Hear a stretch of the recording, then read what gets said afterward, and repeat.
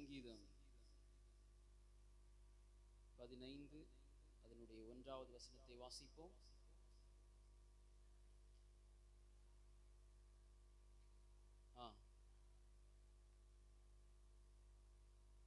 கர்த்தாவே, யார் உம்முடைய கூடாரத்தில் தங்குவான்? யார் உம்முடைய பரிசுத்த பர்வதத்தில் வாசம் பண்ணுவான்? யார் உம்முடைய வீட்டிலே தங்க முடியும்? யார் நீர் இருக்கிறதான பரிசுத்த பர்வதத்திலே நித்திய காலமாய் வாசம் பண்ண முடியும்? ஆமென். யார் இந்த இடத்திலே செல்ல முடியும்? யாருக்கு இந்த வாக்கியம் கிடைக்கும் என்று சொல்லி இந்த 15வது சங்கீதத்திலே, தாவீதின் சங்கீதத்திலே அவர் சொல்லி இருக்கிறார். அதற்கான தகுதி என்ன? 2வது வசனத்திலிருந்து வாசியுங்கள். உத்தமனாய் நடந்து நீதியை நடப்பித்து மனதார சத்தியத்தை பேசுகிறவன். அல்லேலூயா. உத்தமனாய் நடக்கிறவன், உத்தமமான காரியங்களை செய்கிறவன், உத்தமமானவற்றை பேசுகிறவன். ஆமென், ஸ்தோத்திரம். நீதியை நடப்பிக்கிறவன், மனதார சத்தியத்தை பேசுகிறவன். தந்திரமாய் பேசுகிறவன் அல்ல, பொய்யை பேசுகிறவன் அல்ல, வெறும் சத்தியத்தை பேசுகிறவன் அல்ல, மனதார சத்தியத்தை பேசுகிறவன். உள்ளத்தின் ஆழத்திலிருந்து முழு மனதோடு சத்தியத்தை பேசுகிறவன். 3வது வசனத்தை வாசிப்போம். அவன் தன் நாவினால் புறங்கூறாமலும் தன் தோழனுக்கு தீங்கு செய்யாமலும் தன் அயலான் மேல் சொல்லப்படும் நிந்தையான பேச்சை எடுக்காமலும் இருக்கிறான்.